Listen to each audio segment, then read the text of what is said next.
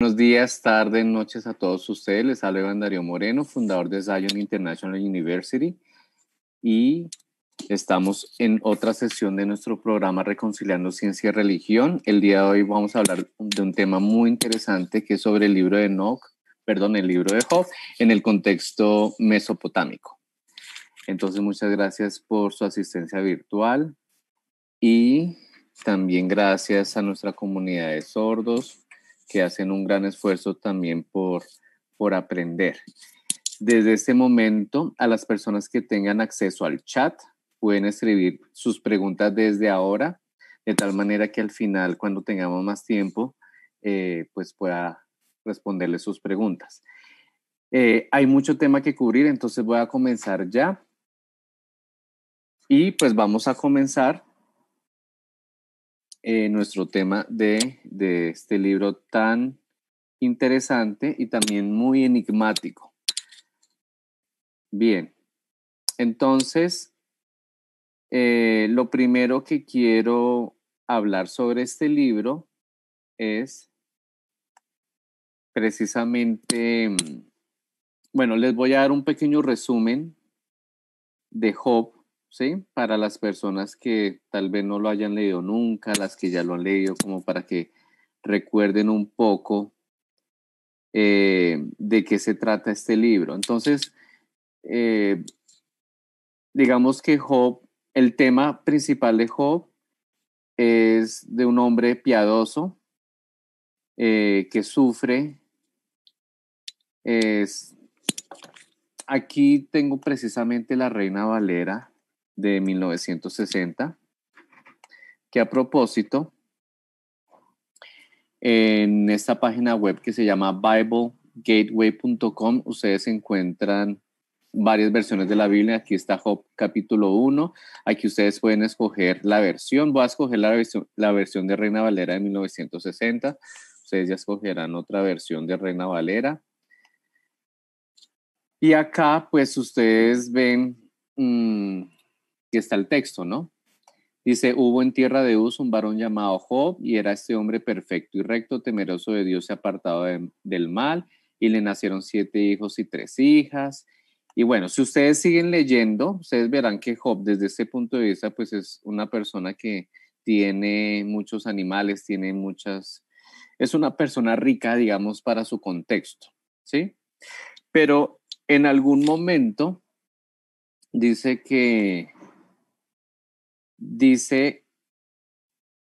en el versículo 6, un día vinieron a presentarse delante de Jehová los hijos de Dios, entre los cuales vino también Satanás. Y dijo Jehová a Satanás, ¿de dónde vienes? Respondiendo Satanás a Jehová, dijo, de rodear la tierra y de andar por ella. Y Jehová dijo a Satanás, ¿no has considerado a mi siervo Job, que no hay otro como él en la tierra, varón perfecto y recto y temeroso de Dios y apartado del mal? ¿Sí? Entonces, aquí la historia empieza a tener un giro. ¿Cuál es el giro? Y esto es lo interesante, y es que acá dice que Jehová le da permiso a Satanás digamos que traer a Job calamidades. Job pierde todo, sus hijos, sus cosas, hasta le sale como una especie de salpullido en su cuerpo, ¿sí? Lo único que no hace, pues, Satanás en este caso es matarlo. Y aquí pues comienza la historia, es decir, porque pues el hombre piadoso Job le pasan todas estas cosas, ¿sí? Y más adelante se acercan 3 amigos, los 3 amigos, bueno, digamos, llamémoslos 3 amigos de Job, que ellos simplemente lo que quieren es entender, o ellos empiezan hay como unos monólogos, por qué le está ocurriendo todo eso a Job, ¿sí? Y pues ellos tratan de insinuarle a Job que eso es extraño, que él esté pasando por todas esas cosas, que seguramente hizo algo malo, ¿sí? Cometió alguna falta y por eso está recibiendo todo eso. Pero Job, a pesar de todo eso, pues él digamos que sigue fiel de que tiene que sufrir esas calamidades. Pero entonces la historia después, en algún momento, pues Job empieza como a pedirle a Jehová precisamente que le explique por qué está sufriendo todo eso. O sea, cuál es la razón de todo ese sufrimiento, ¿sí? Y después viene un cuarto amigo y ese cuarto amigo, digamos, empieza otro monólogo con Job y le dice, bueno, realmente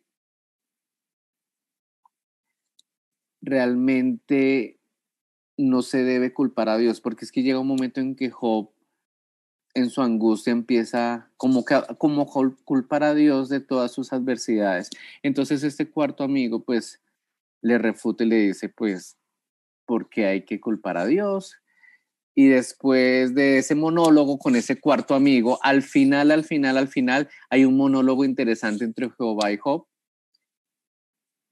en donde Jehová le hace entender a Job que Job no entiende los misterios de la creación, del universo, del cosmos.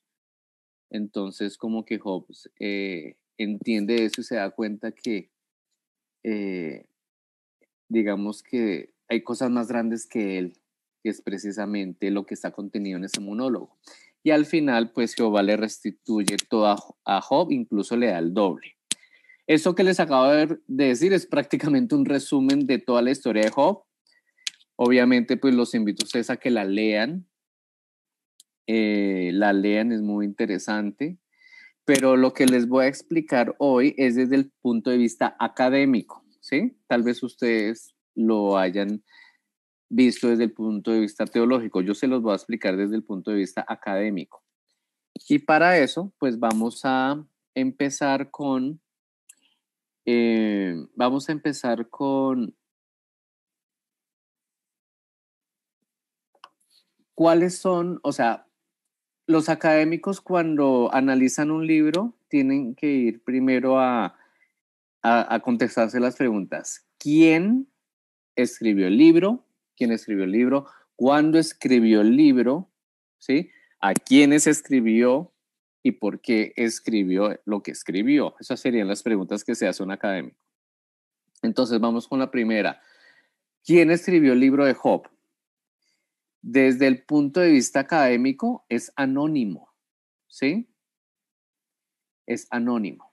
Desde el punto de vista de la tradición judía, se le ha adjudicado el libro a Moisés, pero eso es la tradición judía. Pero para la academia es anónimo. Eso es para que lo tengan en cuenta. ¿Cuándo fue escrito el libro de Job? Eso es una pregunta muy interesante. Entonces, entre los académicos hay un consenso de que el libro de Job fue escrito después del cautiverio de Babilonia, ¿sí? Más o menos entre el año 500 antes de Cristo al 250 antes de Cristo. Eso sería después del cautiverio en Babilonia, lo que llamamos la época del Segundo Templo, ¿sí? Eso es lo que dicen los académicos. Ahora, muchos académicos piensan que el libro de Job se escribió en esa época basado en historias que seguramente se habían transmitido por tradición oral, que pueden ir incluso al año 1000 antes de Cristo, ¿sí? Es decir, a Job, digamos, muchos lo consideran un patriarca. Claro, cuando hablamos de patriarca, pues estamos hablando de una época mucho más antigua, ¿sí?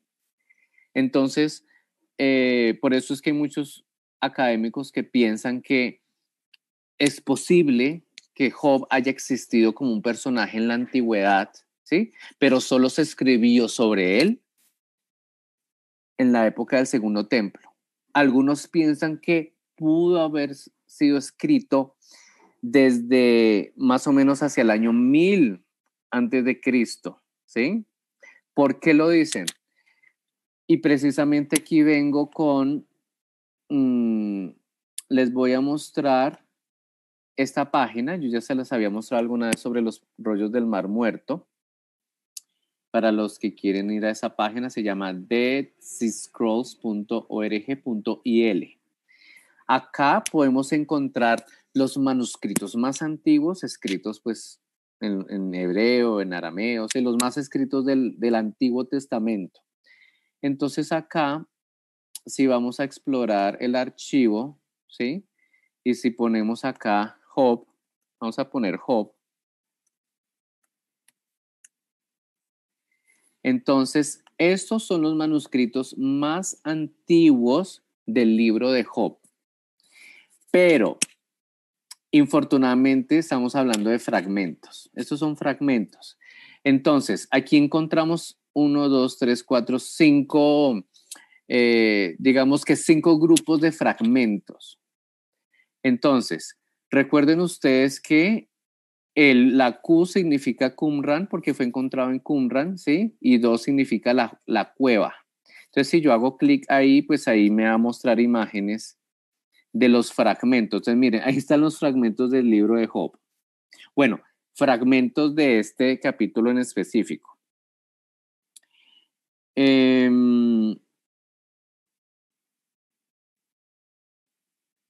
Entonces, voy a explicarles un poco sobre estos manuscritos que están en el desierto de Judea.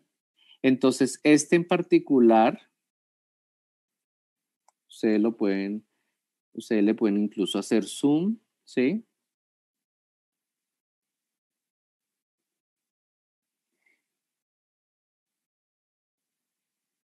Entonces, acá,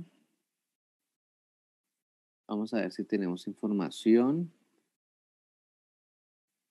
de estos fragmentos. Voy a volverme aquí un poco. Entonces, aquí tenemos la información. Este manuscrito, por ejemplo, dice que fue encontrada en la cueva 2, está en hebreo y su tipo de escritura es cuadrada. Eso es muy importante, ¿por qué? Porque en la evolución de la escritura, en este caso el hebreo primero empezó con la escritura cuadrada, empezó como en una escritura bueno, se llama el paleohebreo, ¿sí? Y después se empezó a desarrollar hasta el hebreo moderno. Y aquí el periodo es el periodo herodiano. Es decir, el periodo herodiano estamos hablando cuando llegaron los romanos a lo que hoy en día pues es Palestina. Bueno, esa sección, ¿no? Entonces, eso sería este manuscrito, pero si nos vamos a este que es 4Q, aquí 4Q, Cueva 4, también en hebreo, pero aquí es del periodo asmoniano. ¿Qué significa asmoniano? Asmoniano significa durante el reino asmoneo. Recuerden ustedes que el reino asmoneo fue el reino que existió prácticamente, digamos que situémonos en la época griega, digamos en la época, en el túnel, famoso túnel de los 430 años. Eso lo dominó prácticamente Grecia.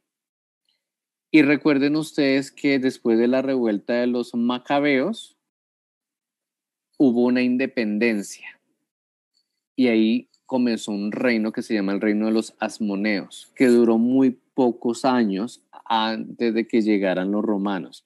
Entonces, estos fragmentos se sitúan precisamente en ese periodo de los asmoneos. Estamos hablando que ese periodo de los asmoneos, estamos hablando hacia el año 100 antes de Cristo, más o menos, para que ustedes tengan una idea de qué año más o menos datan estos fragmentos. ¿Eso qué quiere decir? Si vamos acá y les muestro, por ejemplo, estos fragmentos. Estos son del periodo herodiano, o sea, posterior al Asmoneo. Este Targum está escrito en arameo, aquí dice arameo, que obviamente es más tardío, del el periodo herodiano. Y este otro Targum también es del periodo herodiano, ¿sí? En pocas palabras, lo que estoy tratando de decir es que los fragmentos 4Q99, estos son los fragmentos del libro de Job más antiguos que existen hasta el momento y datan del periodo asmoniano más o menos hacia el año 100 antes de Cristo. 100 antes de Cristo. No hay nada más antiguo, ¿sí? Pero son fragmentos, ¿sí? Fragmentos. Entonces, miren, todos esos son los fragmentos. Ahí ustedes pueden ver las fotos. Muy interesante este material. No voy a profundizar en eso, simplemente para que ustedes lo vean. Y este 4Q99 preserva partes de Job capítulo 31 al 33 y del capítulo 35 al 37. Es decir, no está todo Job completo, o sea, el resto se perdió. O sea, esto es lo único que existe de esta colección.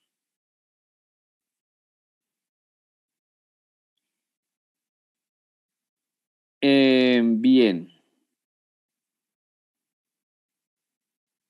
También existe el 4Q Job, ¿sí?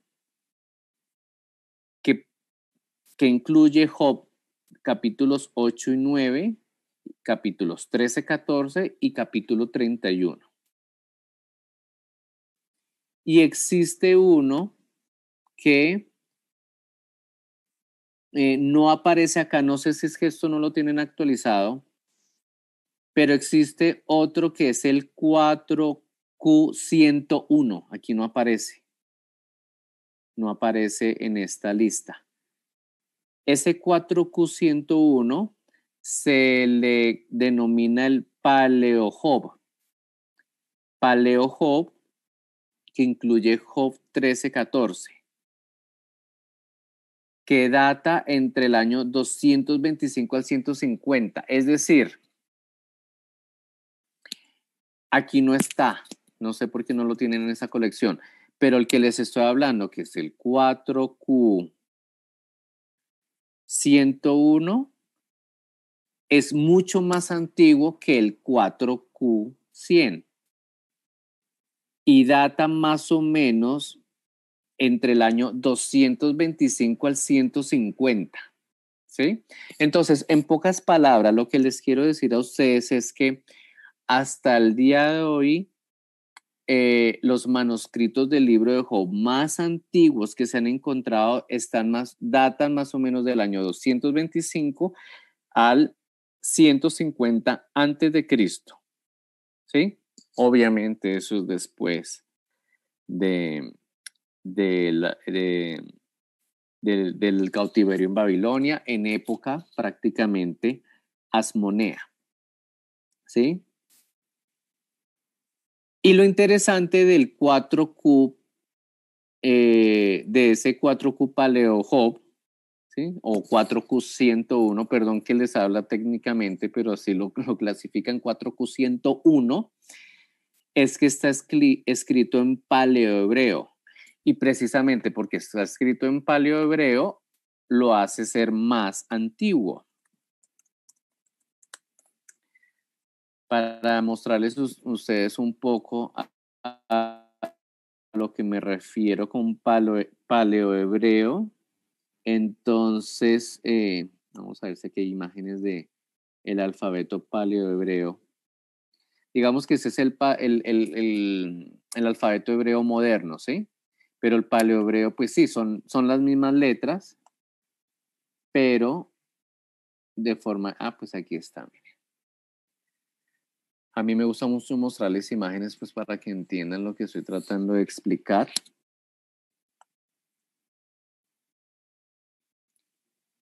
Bueno, este no me deja verlo. Pero yo creo que ustedes alcanzan a ver. ¿Se ven? Estas, digamos, digamos que representaciones pictóricas. Es un alfabeto. Este es el paleohebreo. Y este alfabeto es la primera forma del alfabeto hebreo, que hoy en día, pues, es diferente, que es el hebreo moderno, que ahí está. Entonces, cuando se encuentra un texto en hebreo, es muy importante ver la forma de escritura para saber la antigüedad. Entonces, en el caso de Job, aquí vamos otra vez a regresarnos acá. Aquí no encontramos el 4Q101, pero el 4Q101, los fragmentos que encontraron están en paleohebreo y por eso se le considera hasta ahora el más antiguo. 225 al 150 antes de Cristo. Bien, eso sería en cuanto a los manuscritos de Job. Obviamente son fragmentos. Los manuscritos completos del libro de Job ya son muy posteriores, que son textos masoréticos, pero quería que supieran esto. Bueno. Entonces, bien, ahora sí, vamos a regresar acá un momento a Job.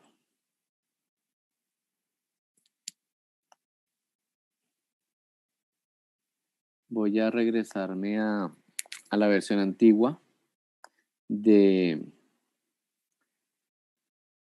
esta página web. Entonces, Job, digamos, Job tiene 42 capítulos. ¿Sí? ¿Cómo está organizado este libro? Entonces, para los que lo han leído, los que lo quieren leer, esto les va a ayudar como para que ustedes sepan cómo es la estructura del libro. Entonces,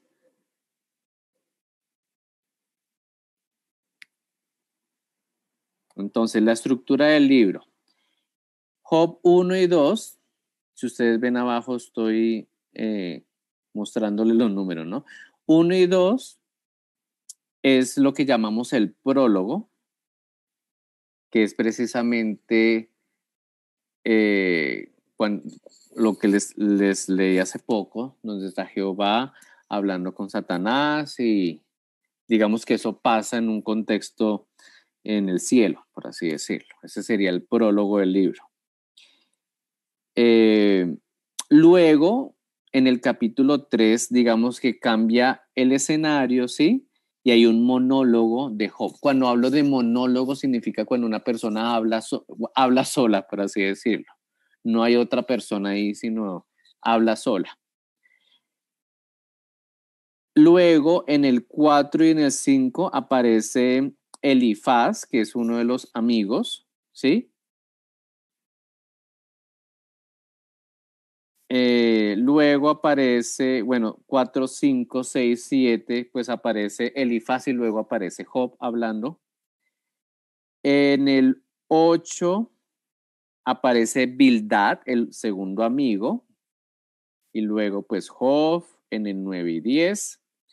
Luego Sofar en el 11 y luego Job del 12 al 14, ¿sí?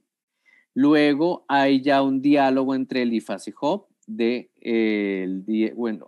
Aquí otra vez aparece Elifaz y aparece Job del 16 al 17. Luego Bildad, pues que es el segundo amigo, y Job en el 19, aquí aparece, en el 18 Bildad y luego Job en el 19. Luego aparece Sofar en el 20 y Job en el 21, ¿sí? Luego aparece Elifaz en el 22 y Job del 23 al 24. Luego otra vez Bildad del 25 en el 25, y luego Job del 26 al 27. Y luego aparecen 3 monólogos en el capítulo 28, un monólogo, un poema a la sabiduría. Luego en el 29, Job cierra el monólogo. En el 30 aparece el discurso de Elihu, ¿sí? El cuarto amigo. Y el 31, bueno, más realmente es, sí. Perdón, Elihu empezaría más o menos desde el 32 al 37. Elihu del 32 al 37. Y luego del 38 al 42, más o menos, aparece, digamos, lo que habló Jehová. Que esta parte es muy interesante, muy interesante. ¿Sí? Y ya pues en la última parte del 42 es cuando se habla de la restauración que se le hace a Job, que se le devuelve todo y hasta el doble. ¿Sí? Eso es un poco la estructura, grosso modo, pues para los que no han leído, los que ya han leído, para que entiendan que así está estructurado este libro de Job. Y también otra cosa interesante del libro de Job es que está escrito en prosa. ¿Qué significa prosa? Pues prosa significa, bueno, para que lo entiendan de una manera más fácil, prosa es lo contrario a la poesía. La poesía pues es más figurada, tiene como una rítmica, ¿sí? La prosa no tiene nada de eso. Entonces, prosa y poesía.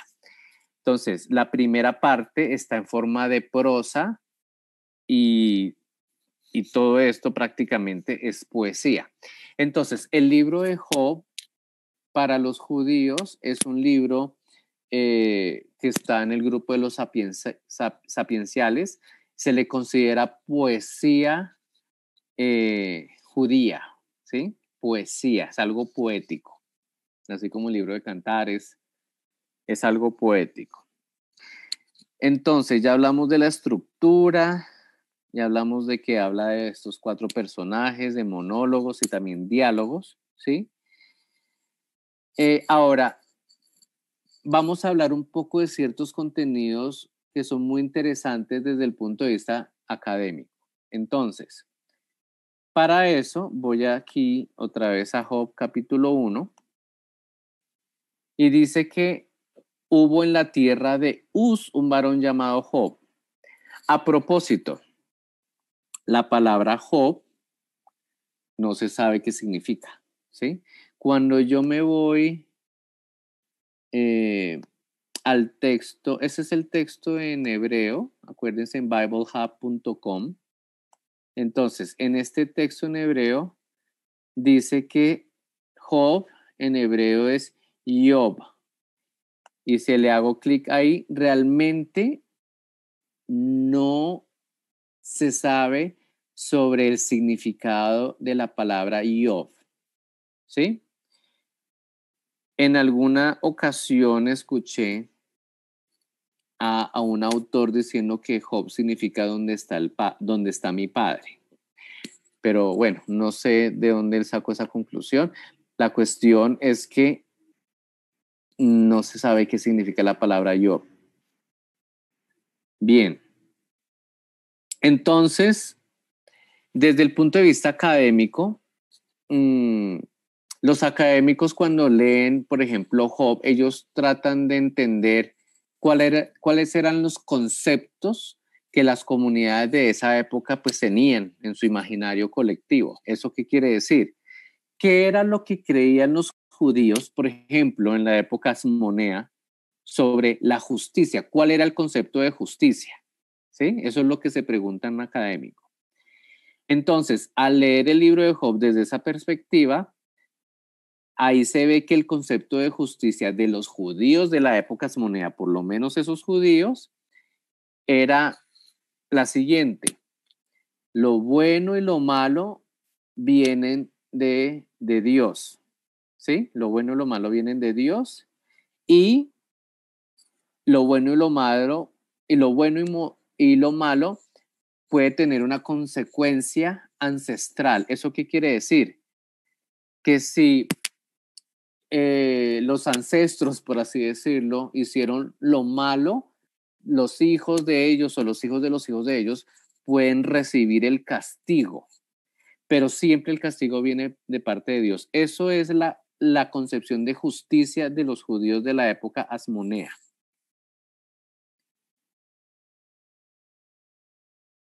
Por eso, ustedes pueden entender por qué los amigos decían, bueno, si usted le está pasando todas esas calamidades, usted debió haber hecho algo malo para que Dios lo esté castigando así. Digamos, desde la perspectiva académica, ellos quieren entender cuál es el concepto de justicia desde el punto de vista judío de la época asmonea.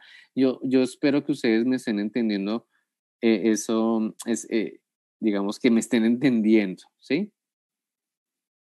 Por eso, para los amigos, ese sufrir, pues, es la única explicación. Usted está haciendo algo malo. Bueno, ahora, yo en alguna ocasión les había hablado del tema de Satanás, ¿sí? Y me gustaría volver a retomar eso porque ese es en el verso 7. Entonces aquí rápidamente voy a ir al verso 7.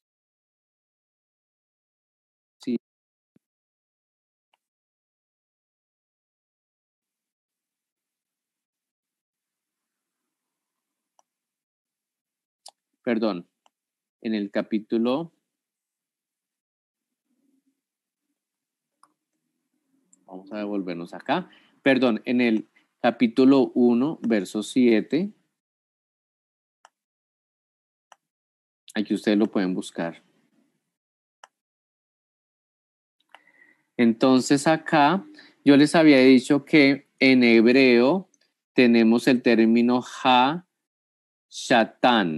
que significa el adversario, el acusador, adversario, acusador, enemigo. Eso serían como las concepciones de ha-shatán.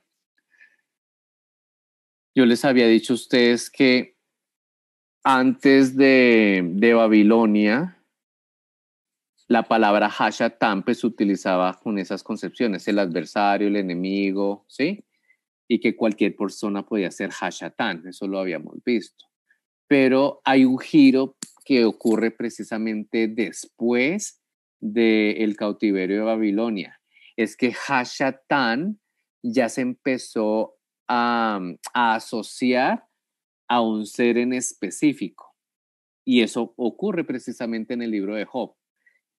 Y recuerden que el libro de Job fue escrito después de el cautiverio. Eso es la explicación académica, el por qué los traductores incluso ya lo tradujeron aquí como Satán y no como el adversario o como el acusador, porque lo hubieran podido hacer así, sino que lo tradujeron precisamente dando a entender de que aquí ya el concepto cambió, tiene un significado más amplio. Entonces, por eso es que aparece la figura del Hashatán ahí. Y lo interesante es que Hashatán aquí no solo aparece como el nombre propio de un ser, sino que aparece con una función. ¿Sí? Es decir, Jehová, miren, aquí está el tetragramatón, que los judíos leen como Adonai, autoriza a Hashatán para que le ponga calamidades a Job. Entonces es interesante porque esto es nuevo, esto no ocurría antes de la deportación, o sea, antes de la deportación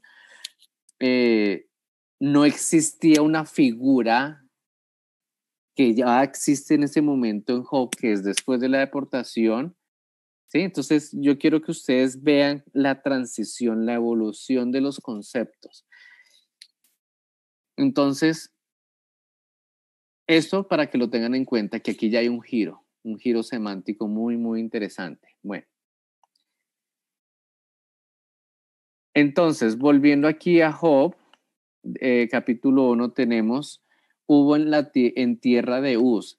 La tierra de Uz, nadie ha podido saber cuál es la tierra de Uz, o sea, no existe,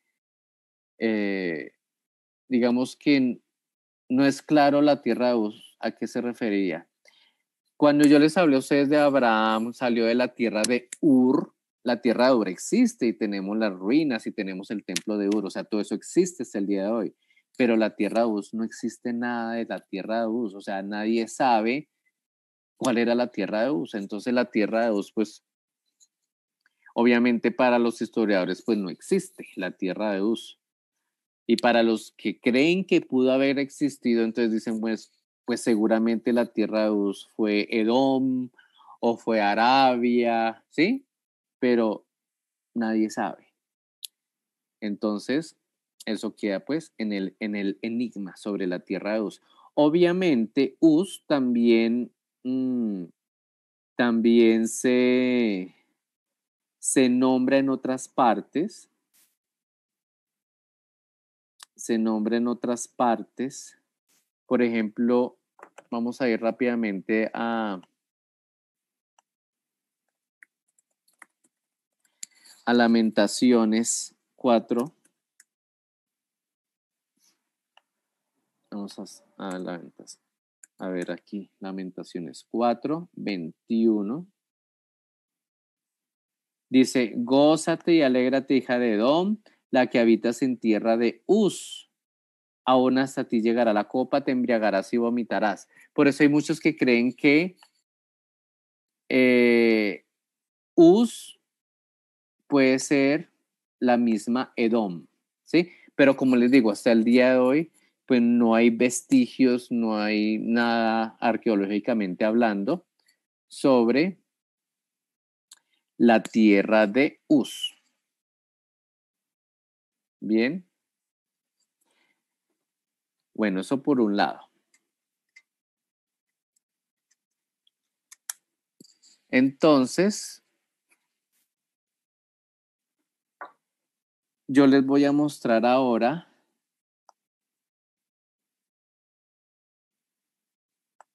a ver qué más información tenemos sobre la tierra de Uz.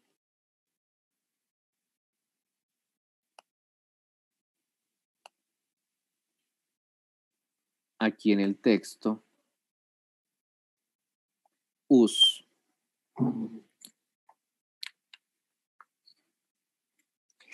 Recuerden que ustedes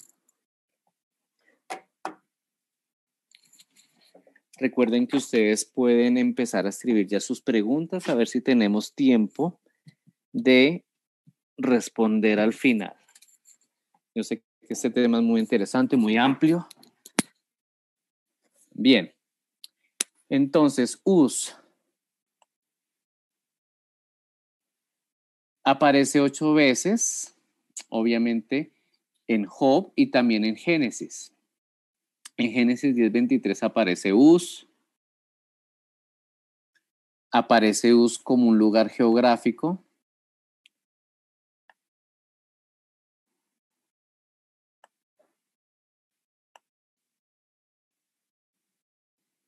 Dice, y los hijos de Aram, Uz, Hul, etcétera, etcétera, etcétera.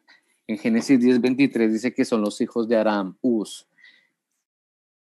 Y bueno, ahí tenemos también otros versículos bíblicos donde aparece la palabra Uz.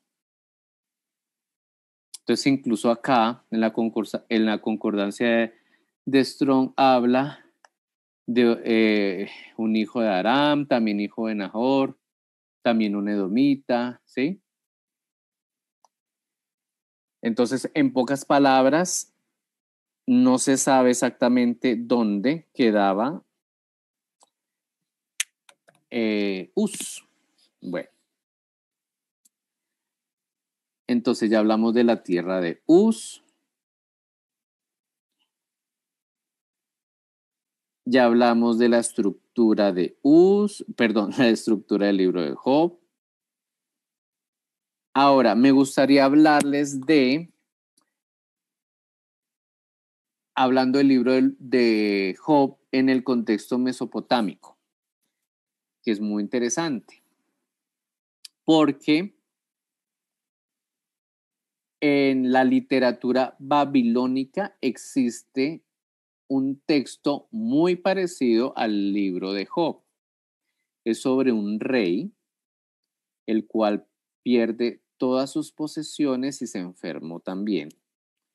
Y dice que este rey le rogó piadosamente al dios Marduk, y el rey pues le consiguió que le restituyeran el trono y la salud. Entonces, esto es una historia babilónica.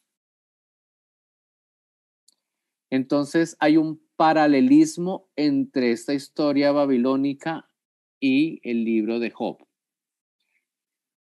Para los interesados en toda la literatura sumeria y babilónica, les recomiendo este libro que se llama La historia empieza en Ur. Perdón, la historia empieza en Sumer. La historia empieza en Sumer, de Samuel Noah Kramer. Él es un asiriólogo famoso. Asiriólogo es la persona que estudia la literatura, la historia, la cultura sumeria, babilónica, asiria, ¿sí? Esos son los asiriólogos. Son académicos. Entonces, ustedes lo pueden encontrar por internet. Se llama La historia empieza en Sumer. Para los que quieran saber más sobre todo esto de los sumerios, ¿sí? Muy interesante. Y precisamente Samuel Noah Kramer habla de esa historia sumeria, babilónica prácticamente, que es muy parecida al libro de Job. Bueno, entonces les doy también ese dato por allí. Bueno, ya hablamos de la estructura del libro de Job. Ahora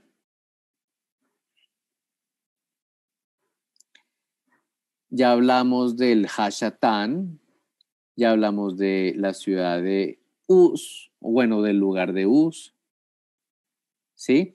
Ahora vamos a hablar de algo que aparece en Job.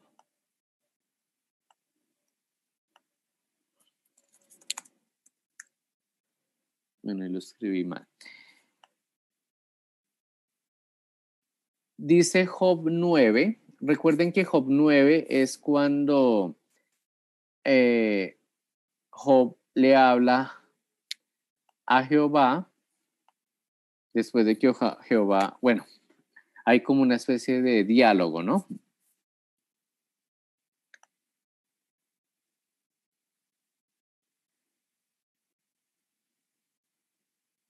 Y dice Job capítulo 9, verso,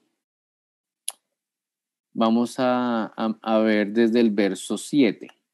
Él manda al sol, o sea, Jehová manda al sol y no sale, y sella las estrellas. El sol extendió los cielos y anda sobre las olas del mar, e hizo la Osa, el Orión y las Pléyades y los lugares secretos del sur. Entonces, este libro de Job es muy interesante también desde el punto de vista astronómico. Acuérdense que yo les estoy hablando desde lo académico, ¿sí? Porque claro, esto que está acá tiene una explicación teológica, ¿sí? Ahora ustedes van a escuchar la explicación académica, ¿sí? Esto es Job 9, vamos a buscarlo acá otra vez en Bible Hub.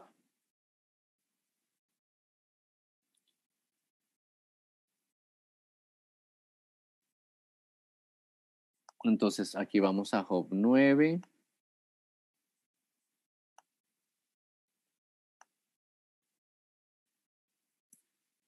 Job 9, Job 9:9 incluso. Aquí ustedes pueden encontrarlo. Job 9:9. Job 9:9. Entonces, Dice, la traducción dice, la Osa, Orión y las Pléyades. Voy a empezar con las Pléyades. Cuando le hago clic acá, es muy interesante que esta palabra ocurre 3 veces en toda la Biblia y precisamente ocurre en Job 9:9, en Job 38:31 e incluso en Amós 5:8. ¿Sí? Si vamos a Job 38:31, por ejemplo, vamos a ir acá.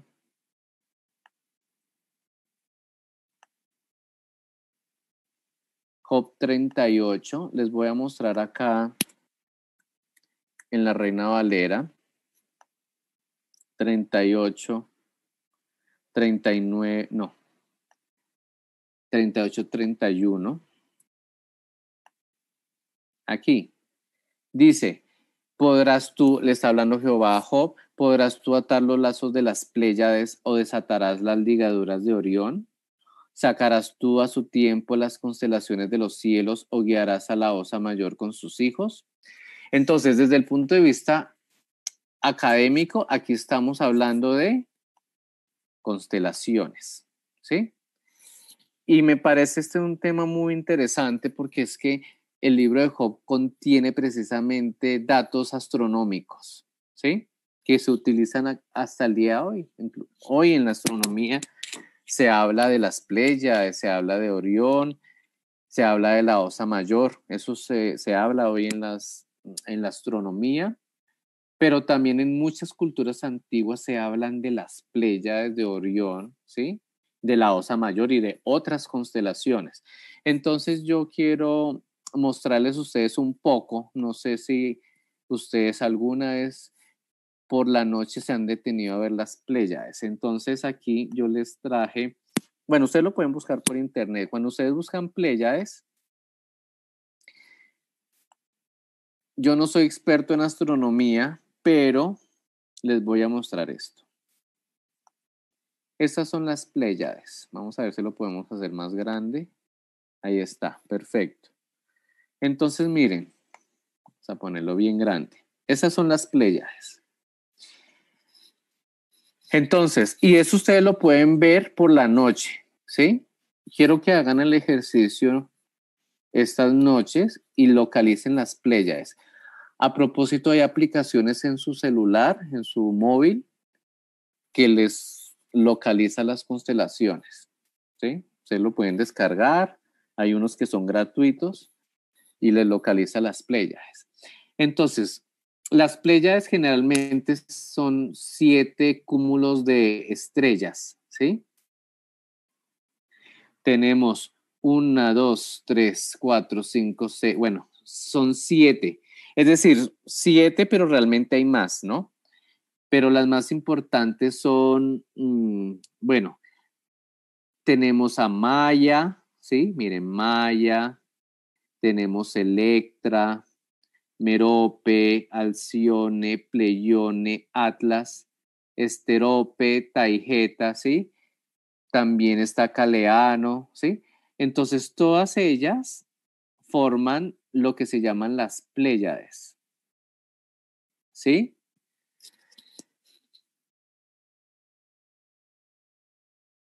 Ahora, algo que les quiero mostrar de las Pléyades es precisamente, a ver si lo tenemos por acá.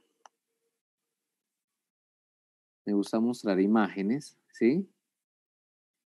Obviamente la palabra Pléyades es una palabra griega, pero las Pléyades se conocían mucho tiempo atrás, muchísimo tiempo atrás. Aquí también aparecen, miren, ahí están. Esas son las Pléyades, ustedes las pueden ver por la noche, lucen así más o menos. No sé si alguien haya visto las Pléyades, se puede ver así. Digamos, no necesita un telescopio, ustedes la pueden ver. Obviamente son pequeñitas, pero se pueden ver.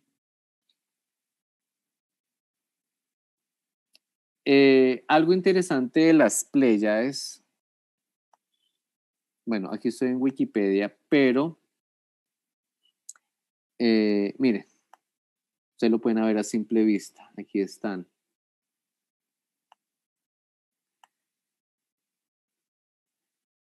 Hay una cosa interesante de las Pléyades, es que muchas de las Pléyades son estrellas azules, ¿sí? Por eso muchas veces las pintan de color azul. Les voy a dar una mini clase de astronomía. El Sol, nuestro Sol es una estrella. Las estrellas tienen un ciclo de vida, es decir, las estrellas también nacen y mueren. Nuestro Sol morirá algún día. Sí, pero estamos hablando de millones de años, o sea, no se preocupen. Pero el Sol algún día morirá, ¿sí? Entonces todas las estrellas tienen un ciclo de vida. Y lo interesante es que durante ese ciclo de vida tienen diferentes tamaños y colores, ¿sí? Entonces, por ejemplo, a ver, miremos bueno, los tamaños, hablemos de los tamaños, para que ustedes se hagan una idea de que hay estrellas más grandes que nuestro Sol. O sea, más grandes, estoy hablando de muy, muy grandes, ¿sí? A ver si aquí me lo deja ver. Bueno, esta de pronto, vamos a ver si la podemos ver más grande, sí. Bueno, entonces espero que lo puedan ver ahí. Pero este puntico que estoy señalando acá es nuestro Sol. O sea, si este puntico es nuestro Sol, nosotros somos un microbio al lado de este Sol. Y miren que hay algo más grande que el Sol, que es Sirio. Hay algo más grande que Sirio, que es Pollux. Hay algo más grande que Pollux, que es Arturo. Hay algo más grande que Arturo, que es Beagle. Hay algo más grande que es Beagle, que es Aldebarán. Hay algo más grande que de Aldebarán, que es Betelgeuse o Betelgeuse. Y algo más grande que Betelgeuse, que Antares. O sea, quiero que miren esto. Esta estrella comparada al Sol, miren, el Sol es un puntico. O sea, quiero que ustedes como que vean esto y digan, realmente nosotros somos unos puntos en todo ese espacio, o sea, en el espacio hay cosas que se salen de la capacidad humana para visualizar, o sea, Antares, ¿sí? Eso es para mostrarle a ustedes los tamaños. Los tamaños. Vamos a poner esto. Bien, esos son los tamaños.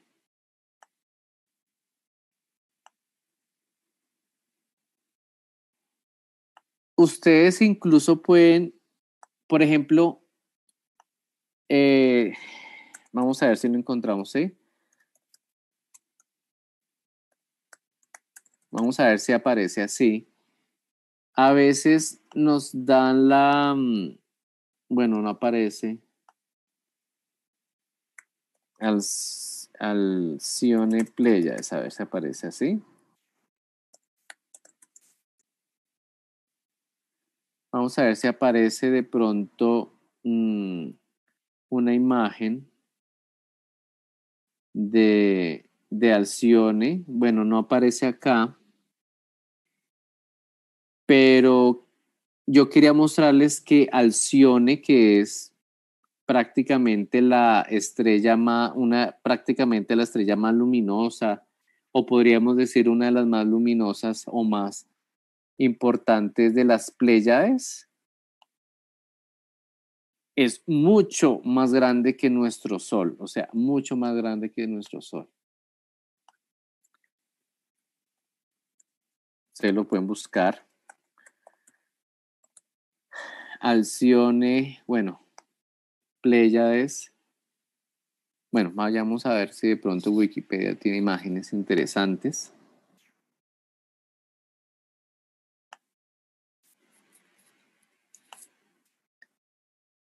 Esto simplemente para que ustedes vean un poco como las dimensiones a las que nos referimos, ¿sí?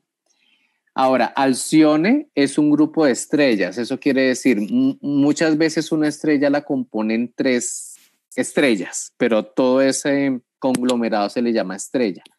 Entonces, eso no pasa con nuestro Sol. Nuestro Sol es solamente un Sol, ¿sí? Pero hay otros soles o otras estrellas que están acompañadas de otras 2. O sea, hay triadas, ¿sí? Entonces, por ejemplo, esta estrella o Alcione dice que, sí, dice que la estrella más brillante de las Pléyades y dice que esta estrella es una gigante tipo B, ¿sí? Una estrella gigante tipo B, Alcione, y que su color es azul blanco. Es decir, imagínense ustedes que una estrella de color azul blanco. O sea, imagínense que nuestro Sol no fuera amarillo. Bueno, pues no amarillo porque eso es así como lo vemos, ¿sí? Pero da la sensación que es como si fuera amarillo, como si fuera un blanco amarillo, ¿sí? Imagínense que nuestro Sol fuera como un blanco azulado, ¿sí? Pues eso existe. Y eso precisamente se debe a el ciclo de las estrellas.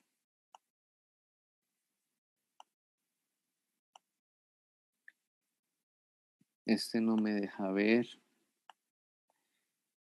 Entonces, vamos a ver si aquí podemos ver un poco los tamaños.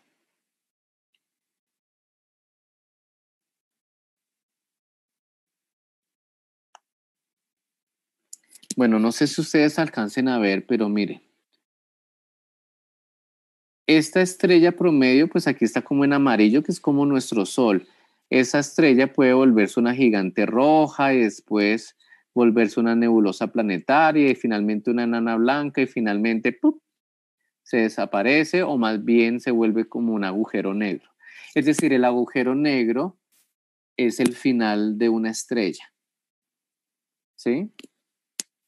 Y también hay otras que pueden ser de este color azul y se vuelve una supergigante roja, luego una supernova, ¿sí? O sea, es importante que ustedes sepan que las estrellas tienen un ciclo de vida y en el caso de Alcione, pues es una gigante. Estamos hablando de una estrella mucho más grande que el Sol, ¿sí? Miren, por ejemplo, aquí está el ciclo de vida de nuestro Sol, ¿sí? Que en algún momento se va a volver una roja gigante así, y luego una nebulosa planetaria, después una enana blanca y ¡pum! Y ahí terminó. Obviamente eso es un proceso de millones de años.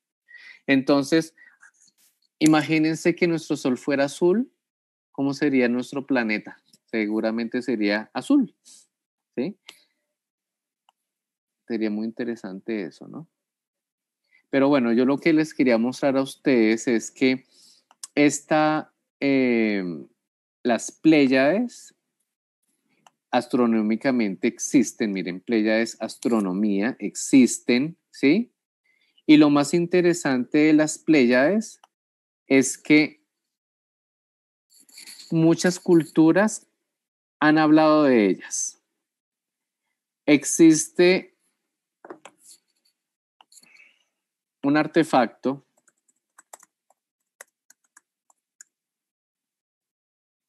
que se llama así, se llama Nearest Sky Disk.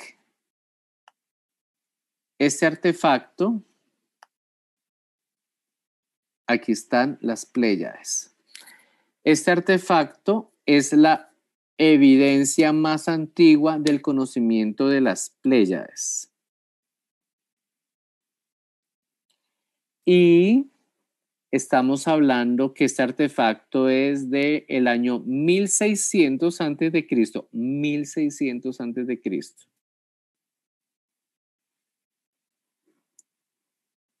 Otras culturas, y bueno, eso es de la cultura de Unetice.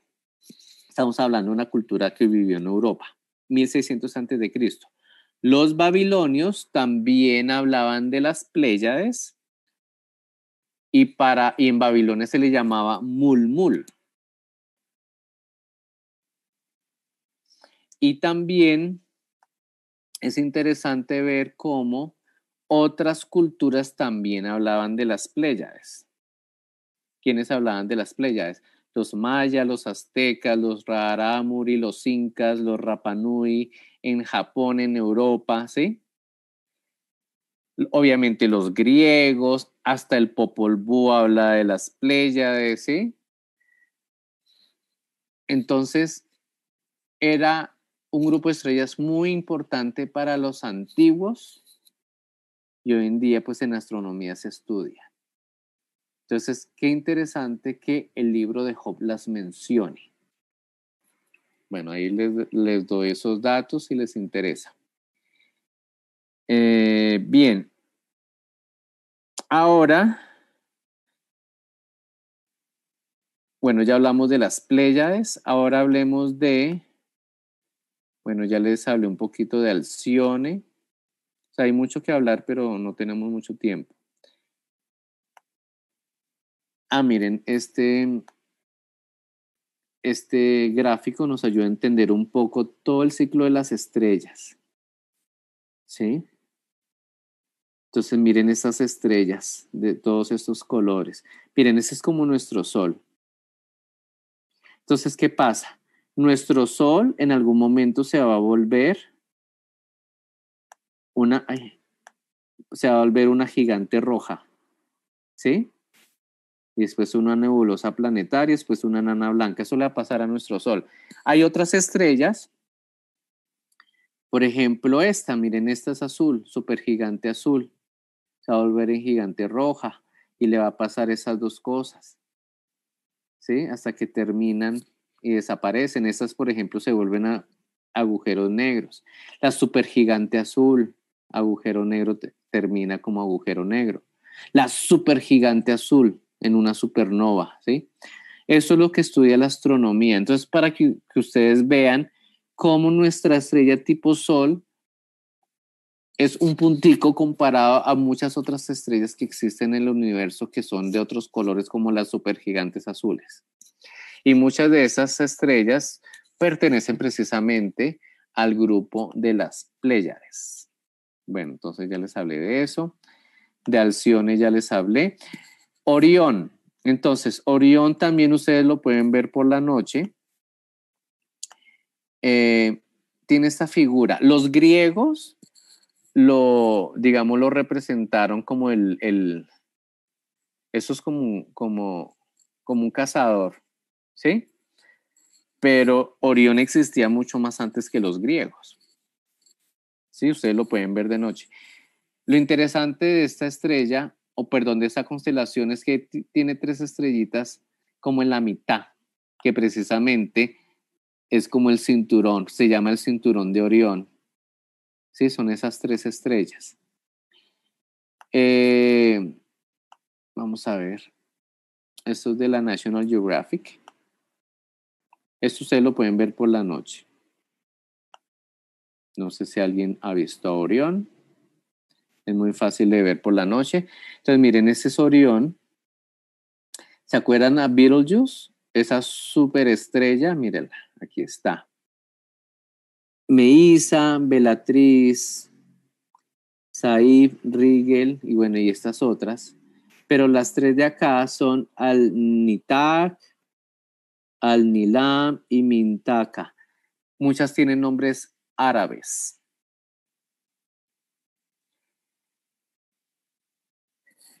También hay muchas culturas que hablan de Orión,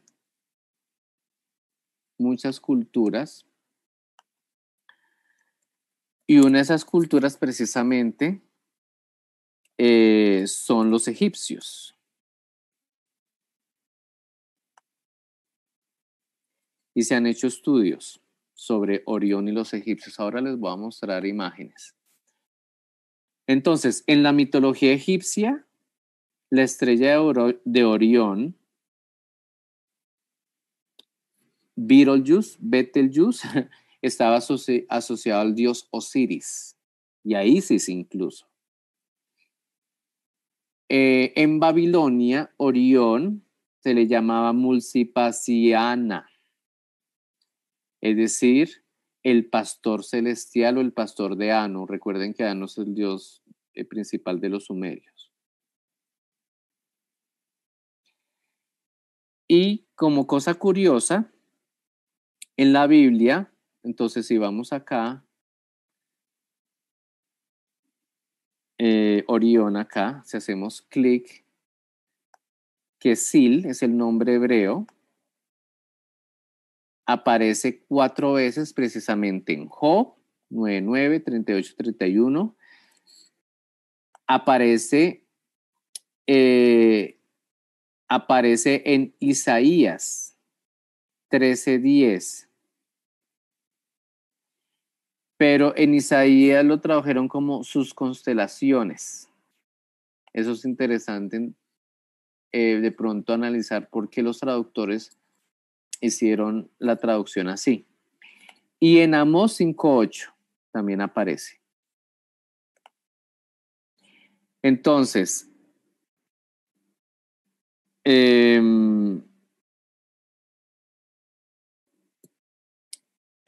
lo que les estaba diciendo sobre Orión y Egipto es que se ha encontrado que, por ejemplo, las pirámides de Egipto, miren, esta es la constelación de Orión, ¿cierto? O sea, perdón, esta es el cinturón de Orión.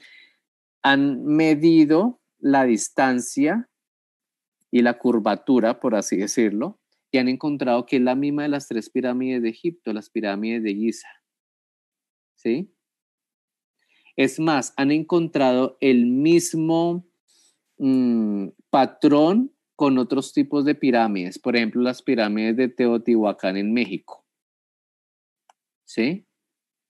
Entonces, como les estaba diciendo, muchas culturas antiguas ya tenían el conocimiento de todas esas constelaciones, sobre todo de las Pléyades, Orión. Por ejemplo, las pirámides de China también siguen ese patrón, Teotihuacán sigue ese patrón, ¿sí?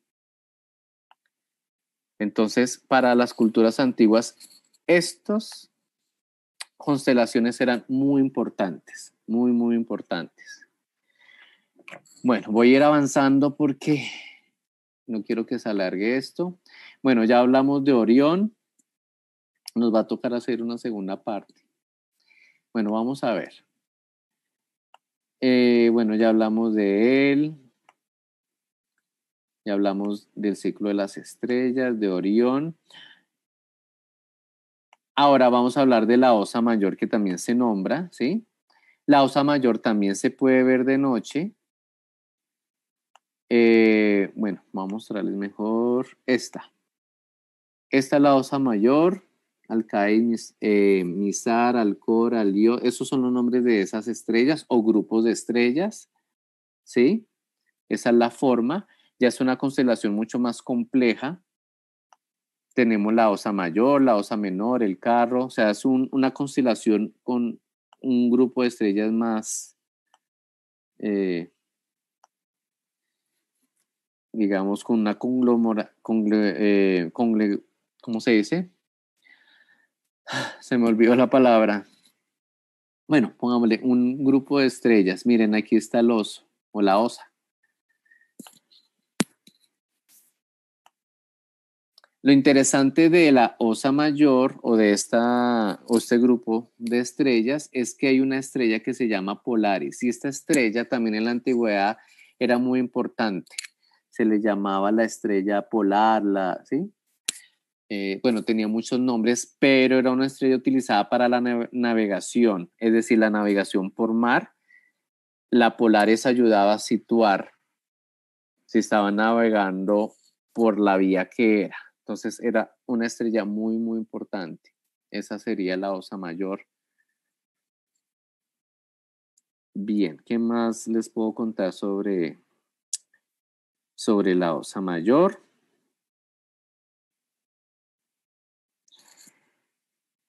Bien.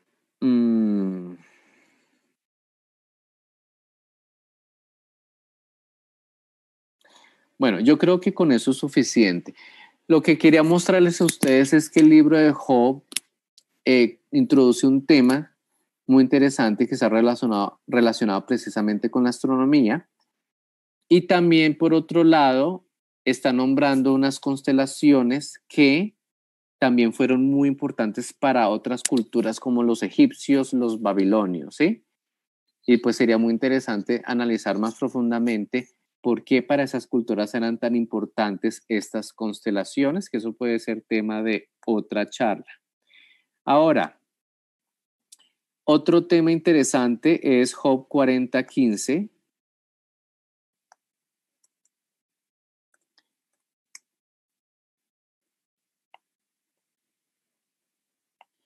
Job 40:15 habla: He aquí ahora Behemoth, el cual hice como a ti, y hierba come como buey. Job, perdón. Job 40:15.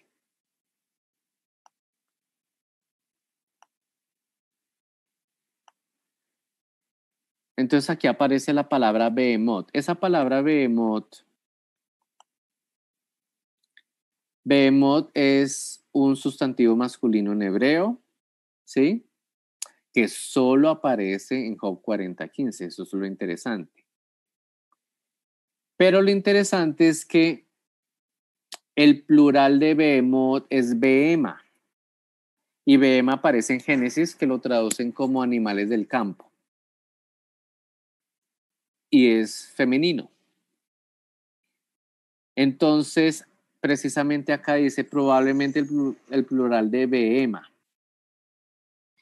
Entonces, Behema aparece en Génesis 1:24, donde dice que Dios hizo a los animales del campo, ¿sí? Pero hay muchos que dudan de que esa sea la traducción correcta de animales de campo, ¿sí? Es decir, ¿por qué en Génesis se traduce animales de campo y por qué en Job se traduce como Behemoth y no como un animal de campo, ¿sí? Entonces, falta más información sobre esa palabra para llegar a como una traducción más acertada. Entonces, los estudiosos dicen, bueno, vamos a ver qué animal era el Behemoth. Dice, he aquí ahora Behemoth, del cual hice como a ti, y hierba come como buey. Estamos hablando de un animal herbívoro. He aquí ahora que su fuerza está en sus lomos, o sea, es un animal fuerte, y su vigor en los músculos de su vientre. Estamos hablando que es un animal fuerte, que tiene músculos grandes. Su cola mueve como un cero. Estamos hablando que tiene una cola larga y fuerte. Y los nervios de sus mulos están entretejidos. ¿Sí? O sea, estamos hablando que es una bestia, algo grande. Sus huesos son fuertes como bronce y sus miembros como barras de hierro, o sea, también algo fuerte. Bueno, vamos a dejar hasta acá, porque ya lo que sigue, pues... bueno, incluso acá, ciertamente los montes producen hierba para él, o sea, lo mismo, es un animal herbívoro y toda bestia del campo retosa allá, se echará debajo de las sombras, en lo oculto de las cañas y en los lugares húmedos, o sea, es un animal que vive entre vegetación y lugares húmedos. Dice, los árboles sombríos lo cubren con su sombra, los sauces del arroyo lo rodean. He aquí sale de madre el río, pero él no se inmuta. Tranquilo está, aunque todo un Jordán se estrelle contra su boca, dando a entender de que también le gusta la vida acuática. Obviamente, yo estoy haciendo una lectura desde el punto de vista académico, entonces los académicos simplemente quieren saber a qué animal se refiere. Muchos han dicho que es el hipopótamo, pero muchos dicen, no, no puede ser el hipopótamo porque el hipopótamo tiene la cola pequeña, ¿sí? Y aquí está hablando que la cola del behemoth Dice, su cola mueve como un cedro, o sea, estamos hablando de una cosa más imponente.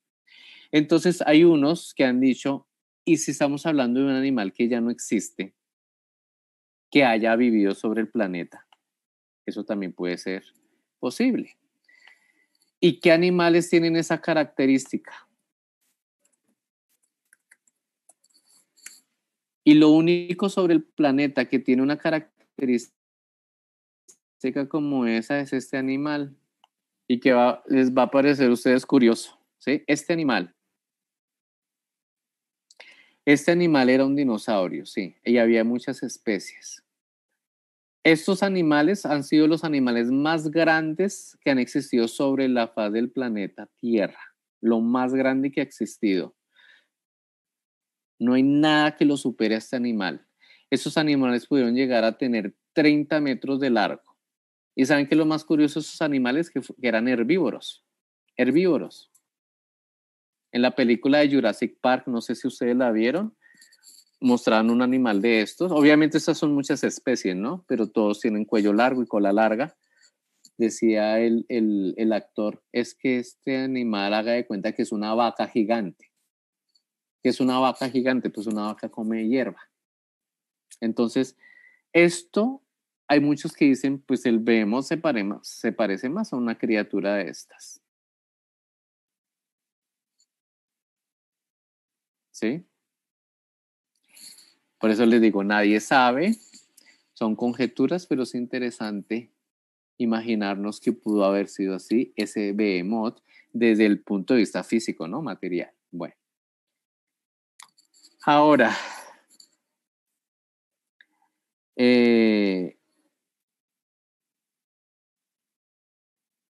también en Job 40:15, no, Job 3:8,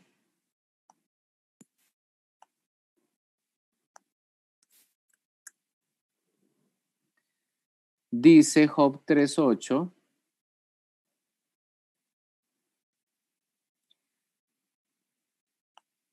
Job maldice el día en que nació, ya está desesperado de sus calamidades.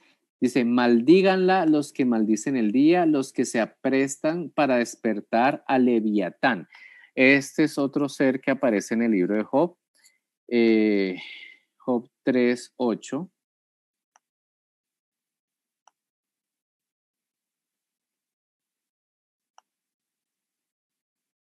Vamos a ver aquí rápidamente.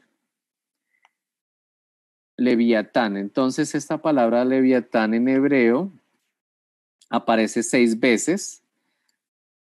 Entonces aparece en Job 3:8, Job 41:1, ¿sí? En Salmos 74:14 también aparece.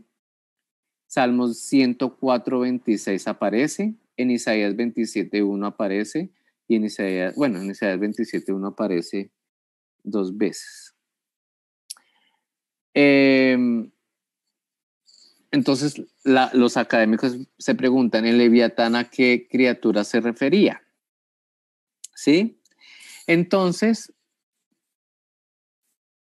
lo interesante de esta criatura, acuérdense que estamos hablando desde el punto de vista académico, esto puede tener un significado teológico, aquí no estamos hablando de esos significados, sino el significado académico. En la literatura babilónica existe un ser serpentino, ¿sí? Y lo más interesante es que en hebreo, esa palabra leviatán se le ha traducido como serpiente o como monstruo marina o dragón, ¿sí? Cuando nosotros vamos a Job 41:1, vamos a ver si lo vemos acá.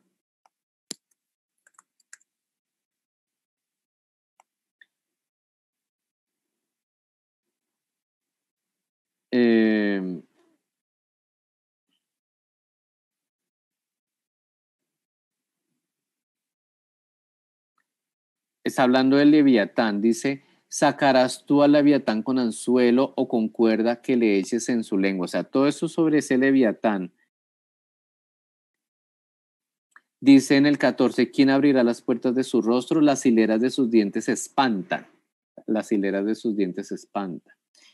También dice en el 19, de su boca salen hachones de fuego, centellas de fuego proceden, de sus narices sale humo, como de una olla o caldero que hierve. Su aliento enciende los carbones y de su boca sale llama.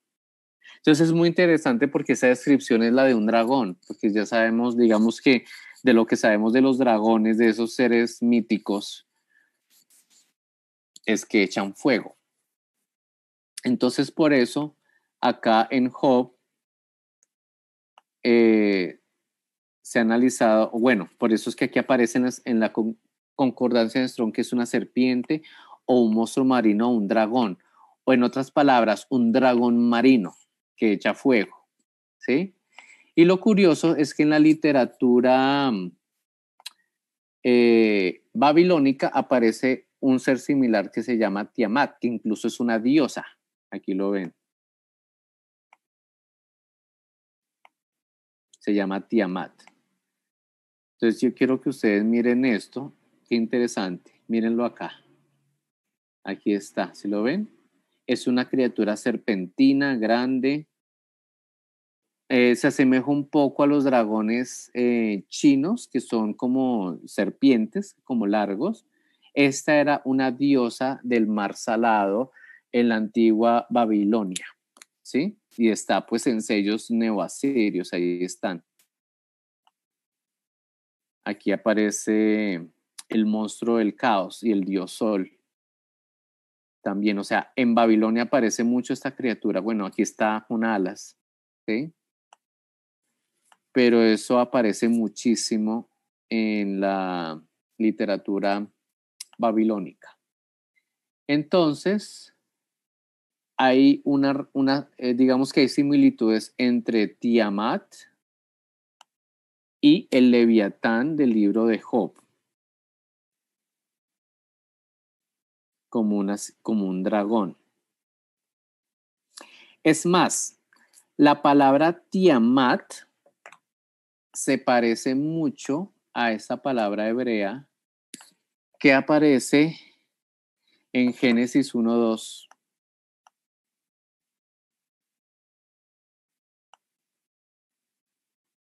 En Génesis 1:2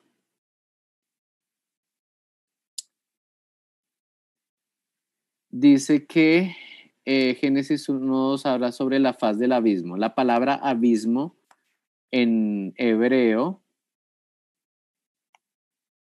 es tehom. Entonces hay muchos lingüistas dicen que la palabra hebrea tehom y la palabra tiamat son cognados lingüísticos, es decir, son palabras eh, lingüísticamente que se parecen. ¿Sí? Bien. Entonces, eso sería en el caso de ese Leviatán.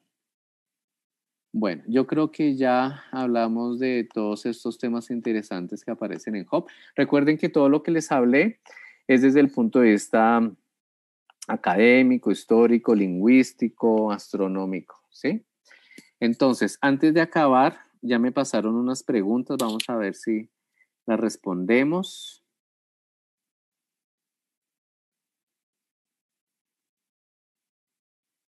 Alguien pregunta que, ¿cómo saber el tiempo exacto de datar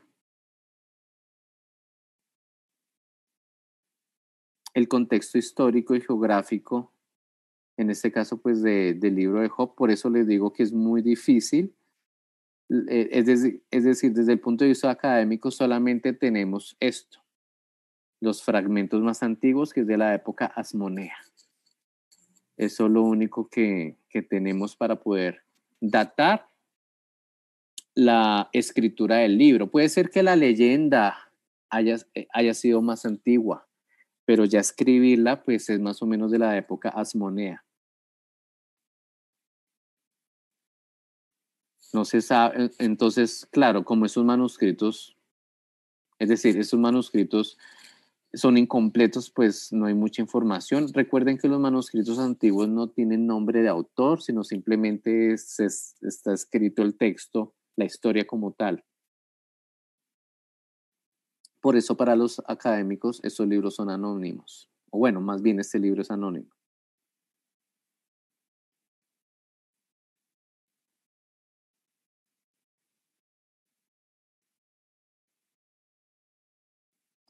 A propósito, vamos a dejar una encuesta en la página de Facebook para que ustedes la contesten. No sé si tengan más preguntas, veo que no hay más preguntas. Vamos a ver si tengo más preguntas por acá.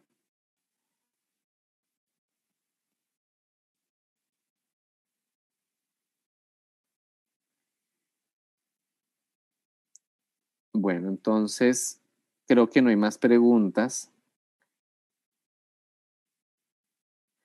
Bueno, entonces no tenemos más preguntas.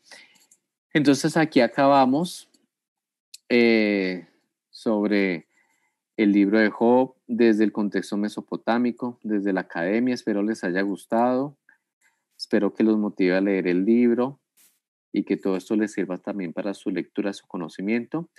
Muchísimas gracias por su asistencia virtual y los esperamos para otra sesión de Reconciliando Ciencia y Religión. Que tengan un bonito día. Hasta luego.